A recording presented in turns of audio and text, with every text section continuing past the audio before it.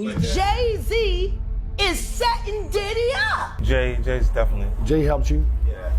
How did he As a help you? competitor. Explain that. Yeah, because he never was someone that you communicate with that you're like friends with the person. But I always respected him because he was never an actual competitor in actual fact. He was someone who was a competitor through perception. How close was Diddy and Jay-Z?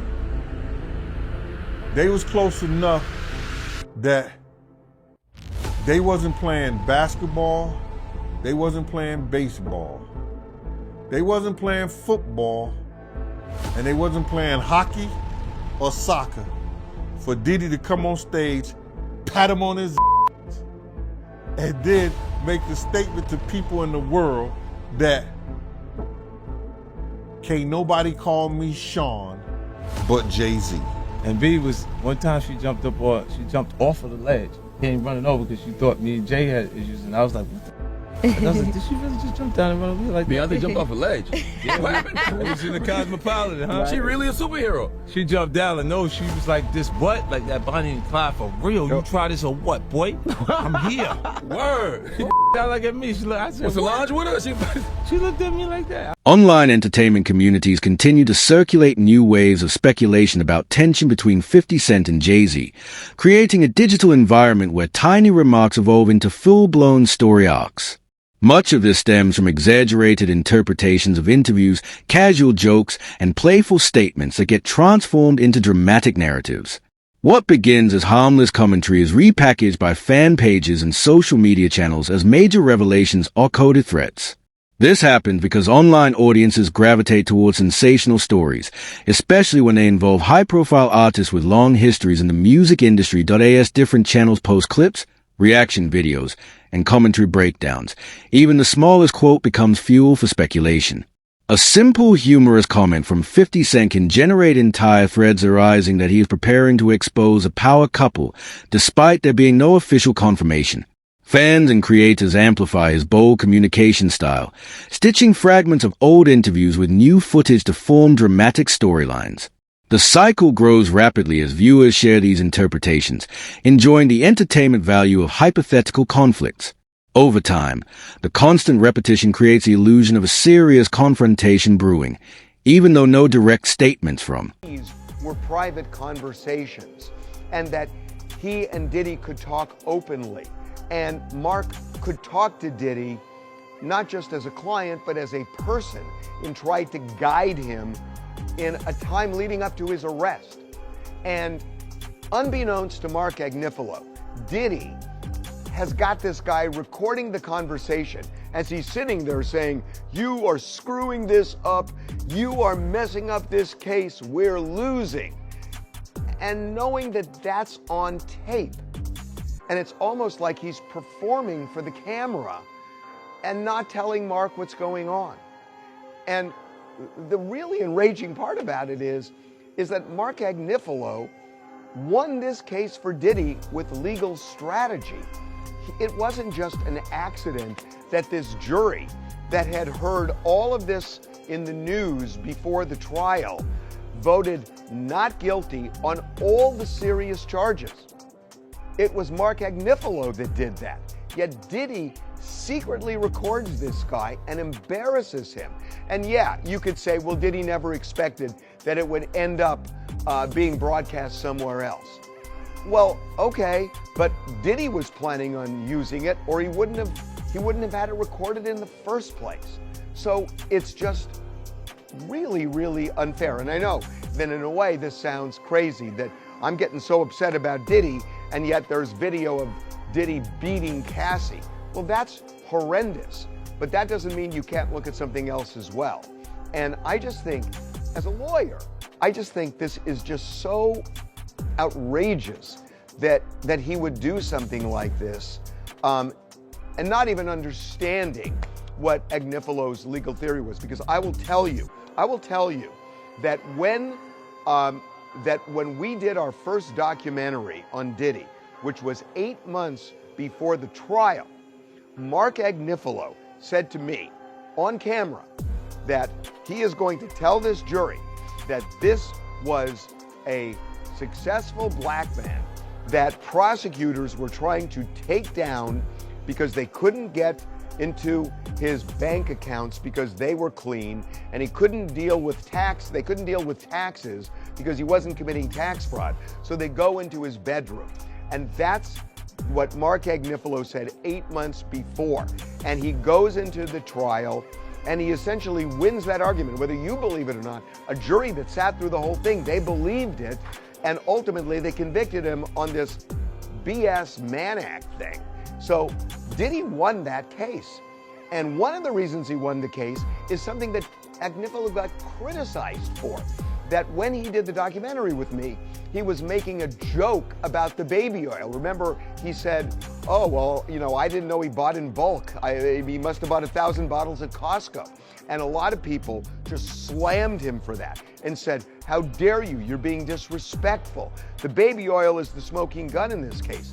Agnifilo knew all along that the baby oil was Diddy's best defense, because when Agnifilo got before that jury in closing arguments, he looked at them and he said, well, the feds came in with their armor and artillery and guns, and what did they do? They got 1,000 bottles of baby oil off the streets. Ooh, he said, the streets are safer now, and the jury laughed, and that laugh told Agnifilo he should keep going on that, and that the trial itself was absurd because the baby oil was really... Media platforms, particularly YouTube commentary channels, play a major role in magnifying the storyline. They often take 50 Cent's light-hearted remarks and frame them as calculated warnings aimed directly at Jay-Z and Beyonce, even when the original tone was casual or humorous. The online environment thrives on drama because dramatic interpretations generate higher clicks, watch time, and ad revenue. As a result, creators often stretch small pieces of information into large narratives, using bold graphics, tense music, and eye-catching thumbnails to suggest conflict where none is confirmed. Many of these channels rely on selective editing to reshape the tone of interviews. A moment where 50 Cent laughs or makes a joke becomes a freeze frame with dramatic captions, such as he finally exposes them, giving viewers the impression of tension. Once viewers click, the channels analyze every sentence in a serious, investigative tone, even though the source material is usually lighthearted. The more these interpretations circulate, the more they reinforce each other, persuading some audiences that the situation is escalating. Over time, has set his sights on someone new after the Diddy Netflix documentary. If you aren't aware, 50 Cent has been getting insane feedback from the Netflix documentary he made on Diddy. Sean Combs' The Reckoning is what it's called, and it's #1 all over Netflix, beating even Stranger Things. Diddy himself has responded to it, saying the stories are false, of course, denying everything, and even trying to do a cease and desist on the Netflix documentary. And after this Diddy documentary, a lot of people have been wondering who's the next person that deserves to get exposed. And Jay-Z is the one that a lot of people are pointing their finger at. And the reason why Jay-Z's been getting a lot of this type of backlash is because Jay-Z was really close to Diddy. At one point, Diddy was even calling him his brother, and that Jay-Z's the only one that can call him his real name, Sean. That maybe there's something on Jay-Z's side that has been going on behind the scenes. Now, there hasn't been any solid proof yet, but Nicki Minaj has been going at Jay-Z for quite some time, talking about Jay-Z is manipulative and he steals, and he's been pushing a narrative, and that Roc Nation has control and power over a lot of things. And I can kind of understand where she's coming from to a certain extent.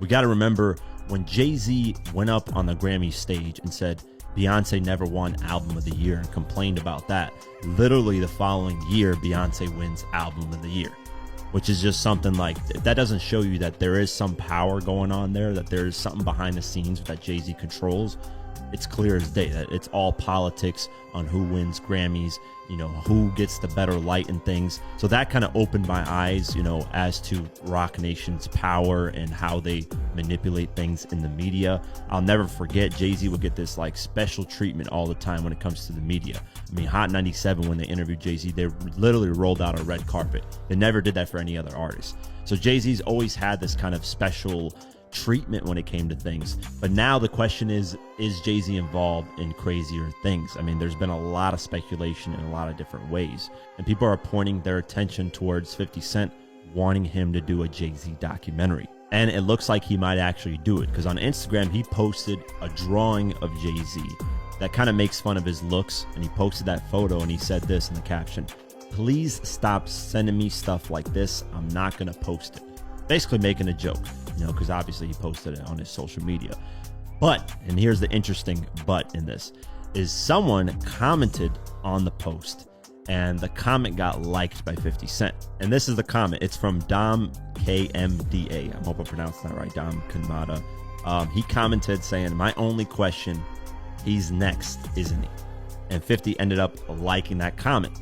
And here's the thing. I actually saw this on Twitter and X, whatever, Twitter X, whatever you want to call it. And I wanted to confirm, is this real? Because a lot of people Photoshop these type of things just to create drama and create this speculation. So I actually DM'd the guy himself, and I showed him the photo, and I asked him, "Hey, is this a real photo? Did 50 like your comment?" He said, "Hey, yes, he did." And I was like, perfect, thank you for confirming. Thought it was Photoshopped. I will appreciate the response. And he said, "I was surprised as well. Didn't see that coming." So shout out to him for responding to my DM and confirming that the comment actually got liked by 50, because a lot of people Photoshop and spread narratives. So me being the proper journalist, or whatever you want to call me, news reporter, I wanted to go get to the source and see if it was actually real. There's also something that's very interesting that went over a lot of people's heads, and that's the documentary coming out on December 2nd. That Diddy documentary coming out on that date. Literally 2 days later, you have Jay-Z's birthday, December 4th, which to me sends a subliminal message to Jay-Z that you're next. So that's crazy. That just, to me, shows that 50 is potentially gonna work on something going at Jay-Z, and he might get Nicki Minaj involved, because Nicki Minaj has a huge issue with Jay-Z with a lot of things, and I don't even know the full details of that, because she's gone at Jay-Z for... Fan communities contribute massively to the expansion of the narrative by creating imaginative scenarios and speculative interpretations. Online discussions on forums, comment sections, and social media groups often take theoretical ideas and develop them into complex storylines involving industry secrets, past business disagreements, or imagined personal conversations. These ideas spread quickly because fans enjoy debating hypotheticals and revisiting old hip-hop history to construct new meanings. Many supporters of different artists engage in debates that revive early 2000s rivalries and reinterpret them through modern cultural perspectives. Fans compare old interviews with current social media posts, linking unrelated events to create new layers of meaning. This blending of past history with current speculation allows the narrative to grow even without new information. As more people join these conversations, the theories spread and gain credibility simply through repetition. Eventually, speculative fan commentary. Oprah, Epstein, he was running with that whole crew. They want to know how we're going to do it, how the public is going to take him. Is the public going to let him back in? And the public is not. The public is already canceling him. I don't believe the industry has canceled him yet. All those people who went to those Diddy parties, not one of them had came out and denounced what he has done. I haven't heard one of them. I have not heard one person denounce, "Well, man, let God handle it. Get the hell out of here. Get out of here with that. If that was your daughter, would you let God handle it?" All those people, they ain't denounced him. They ain't definitely, they can't come forward and say, "Yo, I support him," because it would mess up their brand. It would mess up their brand. Jay-Z, we the only one could call each other Sean.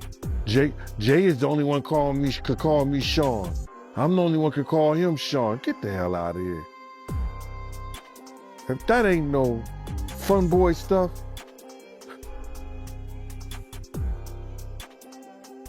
But you ain't had not one person, brother, not one person sit there,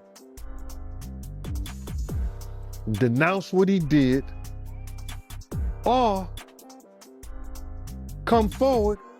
A significant portion of the online narrative draws strength from the reinterpretation of past events,